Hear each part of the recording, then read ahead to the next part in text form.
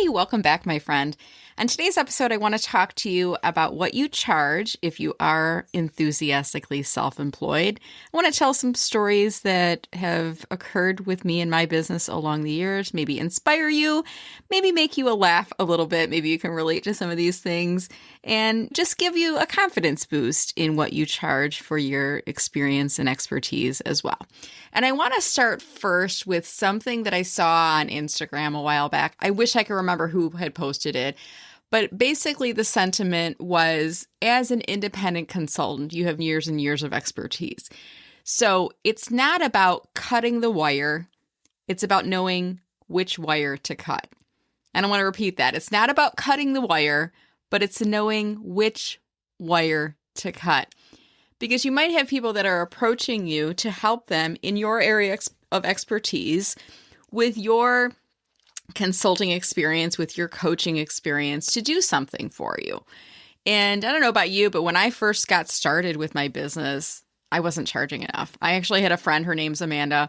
She is a fellow marketer, and I was doing a LinkedIn coaching session with her. And I think at the time, it was a 2-hour session in person. I was charging $150. And they would bring their laptop, I would bring my laptop, and we would go through their profile from top to bottom. And Amanda was one of the first people that I charged this when I first started my business. This was probably back in the end of 2017, beginning of 2018, when I was first starting to lean into this full time. And I remember at the end of the session, we were at a coffee shop. I think it was at the Office Coffee Shop in Royal Oak, if I'm not mistaken. And she said to me, "You're not charging enough for this. You need to be charging people more for that." And I said, $200? And I said it like nervously. And she's, "No, you need to be charging people a lot more than this because this is such great value." And the insights that she said to me, the insights that you're giving me, I couldn't get elsewhere. It's insights from someone who's used the platform for many years. So it's really valuable. Now, since that date, every time I increase my prices for that particular package, I would text or email Amanda and let her know I raised my prices again. And she was always really proud of me. I haven't done that for a while. And this particular package has now evolved into an offering, which I call a VIP coaching package, which is now done virtually. The benefit there being, in addition to getting the expertise, I record the session. I have my coaching client share their screen and they're navigating through LinkedIn. And then they have the recording. So a lot of the work we get done in the session, they have the recorded playback that goes along with it. And I also provide them a LinkedIn profile resource guide that goes along with it. It gives them all the instructions and explanations that we cover in the session, but it gives them a review of that. And then we do a 30-minute accountability call as well. But now the same package that I used to be charging $150 for, I'm charging $750 for. And it's been a little while since I've increased my rates. And this is going to be one of the things that I do increase my rates within probably the next 6 months on here. So I just want to let you all know that I am probably very similar to you. When you first started launching your business, you probably weren't charging enough. You're not alone in that. And as you gain confidence in what you're doing and how you're selling it and how you're positioning it, you're going to feel a lot more confident in what you charge. I want to give a shout out right now to Amy Porterfield. I was listening to her latest podcast on my walk with Pepper yesterday, and she was talking about early on in her career when she was doing digital courses, when she increased the rate for one of her packages. And I think she went from, I don't know, it was like $397 to $797 or $397 to $997. It was a pretty big jump though. And she confessed that she was nervous delivering that increased rate, and she could probably sense that her clients were apprehensive about it as well. And when she raised her rates, she only sold one the first time. You know, I don't know about you, but I feel very confident in my VIP package for $750. Whenever I'm on a discovery call with someone who might be interested in booking that with me, I have a couple different offerings. One is a power hour. If you want to work with me one-on-one, you can book, it's basically what it is. It's a power hour, and you can book 1 hour or you can book multiple hour increments. The VIP coaching package is kind of like my middle offering. And I always tell them this is my favorite package. And I explain each of the elements of each of the packages. And the top level package is an executive profile rewrite. It's a done-for-you service. I recently increased the rate of that as well. And I think that one is now at, what is it? I think I increased it to $2,997, $2,997. Prior to this, I was charging $2,500 for it. And that's intentional because it's a lot of expertise and work that goes into it. It is a done-for-you service, and it's a pretty intensive time commitment that I do to provide my clients that area of expertise. And it's not one of my favorite because I would rather teach a man or teach a woman to fish rather than do the fishing for you, right? But some people would say, here's my money. I want to buy some fish, right? And I'll take your money for that. But I always go back to, I would prefer to give them the VIP coaching package because I can train you and coach you and guide you how to build and optimize your profile for now. And that way, you know how to do that later. Okay. So again, thinking about where you are in terms of value and positioning your products and services, maybe that helps you to understand. Maybe it even follows your own journey and how you're doing pricing. And maybe you're at that point in your business where you're trying to determine, do you raise your rates? There's a lot of things that are going up in cost in the world, and maybe it's been several years since you've raised your rates, and maybe it's time to do. I want you to pay attention to when you are on discovery calls and working with clients. If you ever get a client saying you're not charging enough, it's time to change your rates, right? So I'm going to give a shout out to Liz M. Lopez. She just booked some coaching time with me. And that was one of the things that she said when she first started working with me. You're not charging enough. You need to be raising your rates. So I want to say thank you to Liz for that, for inspiring me. And I will be increasing my rates to make sure that they're better aligned with the value that I offer. All right. Another thing I want to talk about. Early on in my career, I was doing a variety of one-on-one coaching, as I explained. I was also doing team training. And this was pre-pandemic when a lot of the training was occurring in person. I was doing some virtual, but mainly it was in person.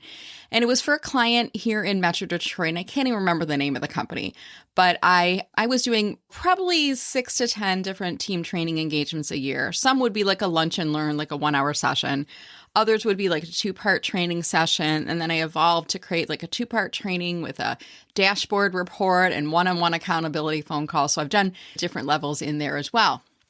And I remember for this one particular individual, and I remember the quote was, it was above $1,000. It might have been $1,200 or $1,500. I'm charging more than that now, but I remember at the time it was in the $1,000 to $2,000 range. And I sent him the quote over. And I think even at the time, I was sending proposals out without doing a review call of the proposal. So I send it to him through email. I do it different now. I review it on a Zoom call to get that feedback from them, to see if they have any questions. And it does help with that consultative selling process. But at the time, I was sending it to him through email. And I'm trying to remember. I think this was on the phone. I remember I was in the grocery store. It was like a Kroger or a Meyer. And I remember picking up the phone. And the person said, I just want to make sure I understand the rate. And I explained it, and it was for 10 to 12 people. I think it was a 1-hour session. And they said, that's more than we're paying our lawyers for a 1-hour session. And I said, you're welcome to check out other people in the market and see if the market rate is consistent. But this is very much in line with what I've been charging other clients. And when and if you're ready to proceed, let me know. And I held my ground. I was not negotiating. I was not going to negotiate my rate down. But the way they said that, it really stung. And we left the call. It was a pleasant professional call. We left the call. And I remember walking the store almost feeling like numb, like I was in a daze. Like it really stung to hear someone saying, we don't see your value. You're charging too much. And I could hear those words still in my head to this day. That's more than we charge, than our lawyer charges us for 1 hour. And this is an apples to oranges comparison. I am not providing legal advice to people. And in this case, I am training and empowering a whole team of individuals who are going to go and use LinkedIn for social selling to grow their business. So it's more of a sales support function than it is giving legal advice on a contract. Now, we all know how this happens. This is what happens later. In our mind, we think about all the things that we should have said in that phone call. At the spur of the moment, I was just going back to check out and maybe shop around, see if there's others in the market. I knew at the time there wasn't anyone else in the Detroit metro market, and I'm not even sure if there is to this day. I feel very confident saying this. I'm pretty well known as a LinkedIn trainer, and there's many people who are in Metro Detroit who are aware of my area of expertise being LinkedIn. There probably are people who charge a lot less than I do. Do they have as large of a network? Have they been on the platform as longer? Are they focused on social selling principles? I don't know that they would be doing all those things. I feel very confident in what I'm charging. But I can still remember that phone call. And I still remember walking the store and just being very numb feeling about that. And I would treat that situation a lot different for today. So maybe that's happened to you as well. You've had that conversation where someone has questioned your value. maybe you've moved on from that. And it does show business growth, right? And it makes you feel more confident as you're moving from places where you understand the value that you're delivering and even how to position that value. And sometimes how to respond to those objections about your pricing as well. Moving along, you may have had some encounters throughout your career working with clients that are a little bit more difficult. And I remember my friend Laura Khalil, she had posted something, I don't know if it was on Instagram or on her LinkedIn. I think it was on LinkedIn. And it was basically client A put together a quote, different iterations back and forth, 10 phone calls to confirm, invoice them for $1,500. And the client responds back and says, this needs to deliver value. I'm making a huge investment, blah, blah, blah. If you can confirm that, we'll proceed. That's client A. Client B, send them a proposal, package $10,000, invoice them, and they email you back, payment sent, looking forward to working with you. Who would you rather work with? And there's been different clients throughout the years, and I've talked to my other friends who are self-employed, enthusiastically self-employed, obviously. And we've had conversations about these clients over the year. And client A, they go into that category of what I like to kiddingly call PITA clients, P-I-T-A, pain in the, you can fill in the blank and the last letter there. But they tend to be the clients that drain your energy. They tend to be the clients that question your value. They tend to be the clients that are always looking for more. You probably have experienced this within scope creep, right? You probably have experienced this with them asking for a lot of free advice for you. You know that I'm in the season of no more free for my business, and I've really limited my opportunities to get that free expertise from me. And I'm also becoming a lot more generous with giving that advice to my paid clients and my paid members. And I've had different situations over the years where clients have approached me and asked me for advice. And I make it a rule of thumb. Once you have been a client of mine, you're a client for life. And I always will tell them you can email me or you can message me on LinkedIn if you ever have any LinkedIn questions. And the likelihood is that the average person who I tell this to, they may email me every once in a great while with a question or two. Usually it's pretty close to the time that we work together. They may have some follow-up questions. And I'll always let them know. If it's a quick question, I'll respond back. A lot of times I'll have resources that are readily available.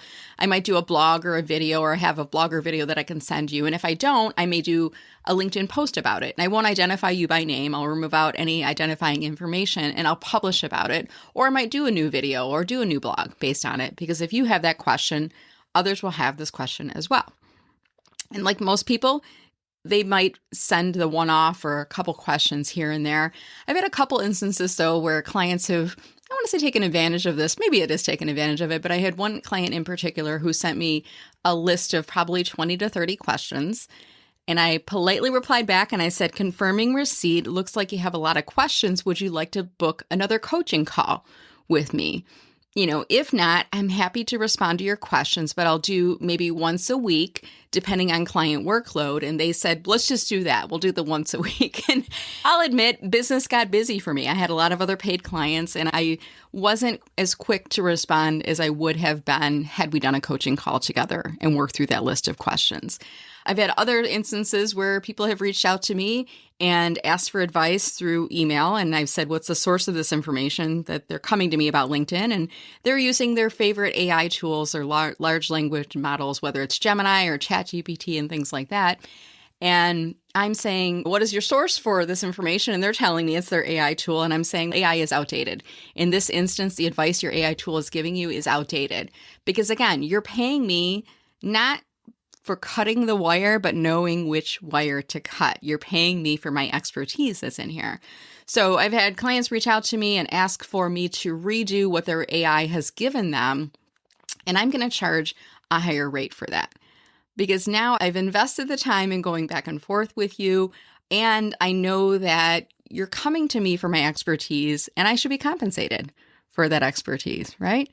So I hope this message lands in the right place for you. I'm not here to criticize people nor their approaches for doing business with us, but my goal is to help to support you as someone else who is self-employed And a lot of us are, because we are self-employed, we don't have coworkers to bounce these ideas and situations off of. And that's part of the reason I have two different communities. One is called Marketing with Meller. Marketing with Meller is a membership and learning community focused on marketing. We do talk about LinkedIn as well. But we have inside our community, we have 3 live virtual events every month, one of which is in office hours. It's my absolute, probably favorite of the 3 because we get the chance to network with each other, talk about what's happening in our business, our challenges, and we can do a little bit of groupthink and support and help each other out through that. We also do learning master classes. We do roundtable discussions. I do member spotlights. It's a lot of fun, but it does give me the opportunity to network with others and almost to create like my coworker network, if you will. And then my other community is my signature program, which is called the Recipe for Social Selling on LinkedIn. And I go super deep into teaching people how to use LinkedIn effectively to sell themselves, to sell their business, but using a social selling approach. And along with the online course instruction, I've also enhanced my one-to-one support with my members in my small group coaching elements as well, because the live access to me is really what a lot of people are looking for.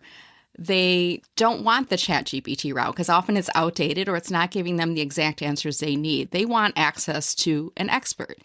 And I've really started flipping the way that I'm positioning the recipe to new clients who are coming in, focusing more on that expert access component, the expert live access component, combined with the program library that you get inside the program. So with that, my focus is on serving my clients and serving my members, but I also want to make sure that I am being paid for my value, because when you are self-employed, you don't get paid unless you get paid, right? And kiddingly, I sometimes will remind my friends who are self-employed, freelance does not mean that you work for free, okay? So not a couple different sound bites that you hopefully have picked up throughout this show. But again, come into the day, I want the focus to be on how this can help and inspire you. I'm not one to focus on critiquing and pulling out those situations. I want to focus on learning experiences that help to drive me and my business forward and that can help you to do the same as well. So with that said, I hope you enjoyed this episode today. If we are connected on LinkedIn, send me a message, let me know, or maybe email me at brenda@mellermarketing.com. I'm curious if this message reached you and if you can relate to any of the stories or scenarios I talked about today. Until next time, my friends, stay enthusiastically self-employed, and I look forward to connecting with you and hearing from you on LinkedIn or through email. Take care. Hey friend, you're invited to join me at my upcoming event. It's the Small Business Marketing Summit. This will be held on Thursday, April 23rd, 2026 from 10 a.m. to 2 p.m. I've assembled 12 experts, all of whom are part of my Marketing with Meller community, to deliver for you marketing and business tips. It's going to be 4 hours and one powerful roadmap for your business. Attendees also get a downloadable workbook plus 30-day access to playbacks. I look forward to seeing you there on Thursday, April 23rd. Go to mellermarketing.com/SMBS2026 to register. See you there.